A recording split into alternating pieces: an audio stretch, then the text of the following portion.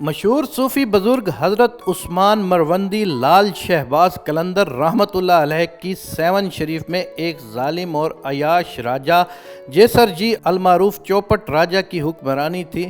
چوپٹ راجہ کے اپنی رعایا پر مظالم اتنے بڑھ گئے کہ مقولہ مشہور ہو گیا، اندھیر نگری چوپٹ راجہ۔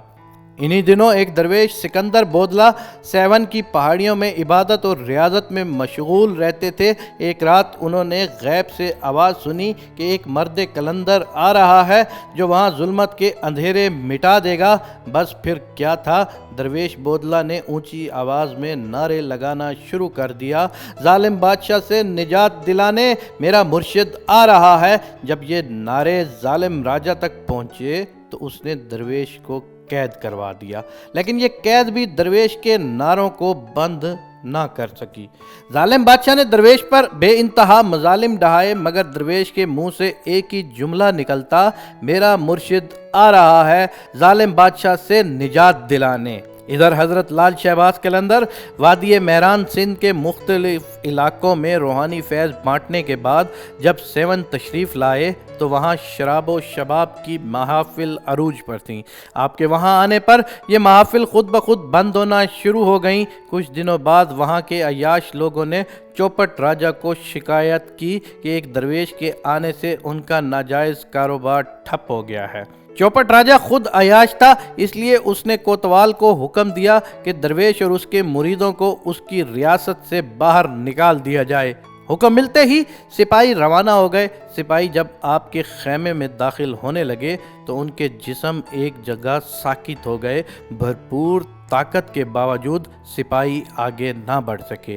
جب انہوں نے واپسی کا ارادہ کیا تو ان کی طاقت بحال ہو گئی۔ طاقت بحال ہوتے ہی سپاہیوں نے دوبارہ خیمے کی طرف بڑھنا چاہا تو پھر ساکت ہو گئے۔ آخر سپاہی واپس لوٹ گئے۔ چوپٹ راجہ سارا واقعہ سن کر آگ بگولا ہو گیا اور نجومیوں سے وجہ پوچھی۔ انہوں نے ذائچہ بنانے کے بعد راجہ کو بتایا، یہ وہی مرشد ہے جس کا ذکر قید خانے میں درویش کرتے ہوئے کہتا رہتا ہے کہ میرا مرشد آ رہا ہے۔ نجومیوں اور وزیروں کے مشورے پر چوپٹ راجہ نے سونے کی اشرفیوں اور ہیرے جواہرات کے بڑے بڑے تھال حضرت لال شہباز قلندر کی خدمت بھجوائے تاکہ آپ کسی اور جگہ تشریف لے جائیں۔ آپ نے تمام اشرفیاں ہیرے جواہرات کو آگ میں پھینک دیا۔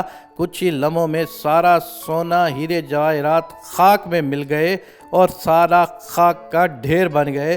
راجہ چوپٹ کا وزیر اس منظر کو دیکھ کر ہکا بکا رہ گیا اور خوف زدہ ہو کر واپس چلا گیا۔ حضرت شہباز قلندر کو روحانی طور پر علم تھا کہ ایک درویش چوپٹ راجہ کی قید میں اذیتیں جھیل رہا ہے۔ ایک روز آپ نے قلعہ کی جانب رخ کر کے پکارا، بودلہ اب آ جاؤ میرے پاس۔ قید خانے میں درویش سکندر بودلہ جو ہر وقت پکارتے رہتے تھے، میرا مرشد آ رہا ہے، انہوں نے اپنے مرشد کی روحانی آواز محسوس کر لی۔ وہ خوشی سے پکارنے لگے، میرا مرشد آ گیا، میرا مرشد آ گیا۔ درویش بودلہ کی بیڑیاں خود بخود ٹوٹ گئیں اور قید خانے کا دروازہ کھل گیا۔ درویش بودلہ قید خانے سے نکلے اور اپنے مرشد حضرت لال شہباز قلندر کی خدمت میں پیش ہو گئے۔ جب چوپٹ راجہ کو تمام واقعات کا علم ہوا تو اس نے ان کرامات کو شعبدہ بازی قرار دے دیا۔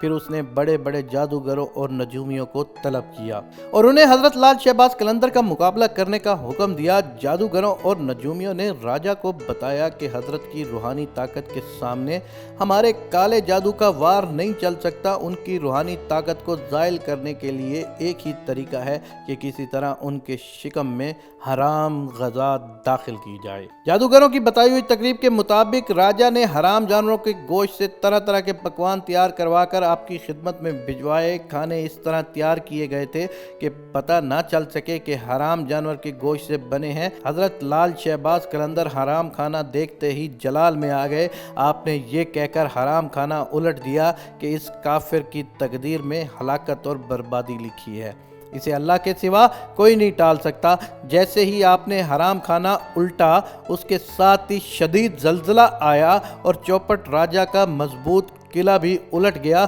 یوں سیون شریف کے عوام کو ایک ظالم اور عیاش راجہ سے نجات مل گئی۔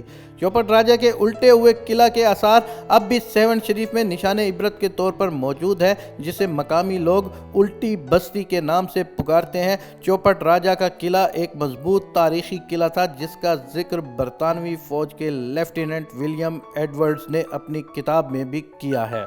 इस किला का जिक्र मारूफ मौर्रिख भरमल महर चंद एडवानी ने अपनी किताब सिंधी हिंदन जी तारीख और सिंध के नामवर मुहक्किक इश्तियाक अंसारी ने अपनी किताब सिंध जाकोट आए किला में भी तफसीली जिक्र किया है। सेवन का ये तारीखी किला कबल अल मसीह से मौजूद है। ये एक मजबूत तरीन किला तस्वुर किया जाता था, जो एक कलंदर के जलाल से उलट गया और अब मट्टी का ढेर बन चुका है।